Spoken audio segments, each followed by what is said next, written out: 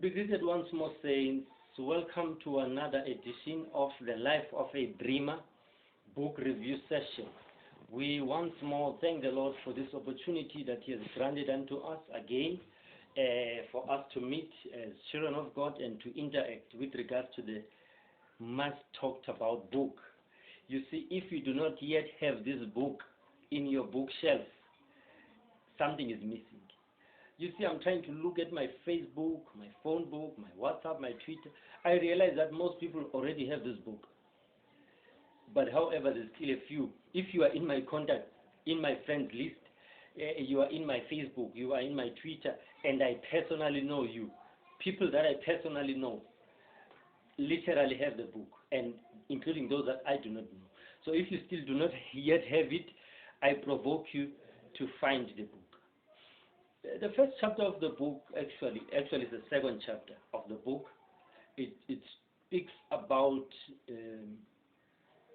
my childhood life. It speaks about the name that I was given, which is Loyiso, which is victory, and it speaks about the importance of the significance of the name.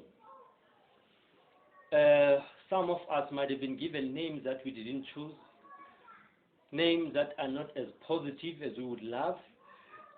Some of the names are not names that we would even prefer. Other names do not even have meaning.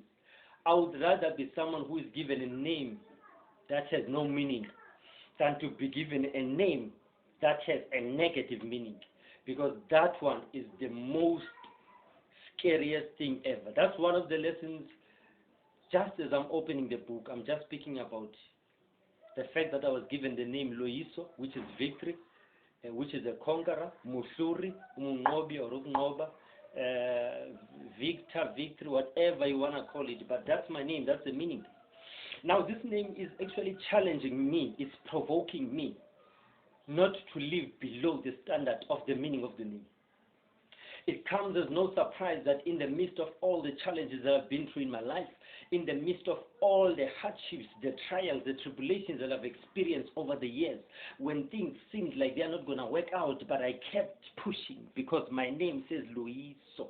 You see, this name is, it's like you giving your child a name that says Mvangeli. I've heard another person having a name that says Mvangeli, which is an evangelist. So that person, even if they do not want to get born again, but the name is going to keep on irritating them. It's going to keep on reminding them of their identity. Or utu Sindiso or Sindiso. You see, anything that has a meaning, mostly godly-centered meaning, mostly word-based meaning, that is going to be provoking you. Or anything positive. Because whenever people call your name, they are provoking certain energies around you, which are relevant to that name. Well, I'm using the term energies because I don't want to be too deep for those who are not too spiritual or church-oriented. But otherwise, they are provoking certain spirits in tangible terms, spirits that are relating to the name. It's like if you can term or label or name your child as a thief. Whenever you call that name, you are actually somehow indirectly rubbing off the habit, the spirit, and the atmosphere of thieving and stealing in the child. So it gets to be very important for us to note and know and be careful of what we do.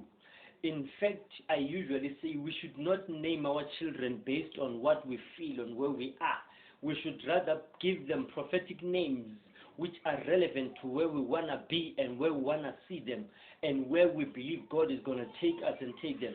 Let's not, whether there was war when you were born, you can't say Nomfazwe. Whether there was poverty, you can't say Nentupe. Just say what you want to see and not what you see.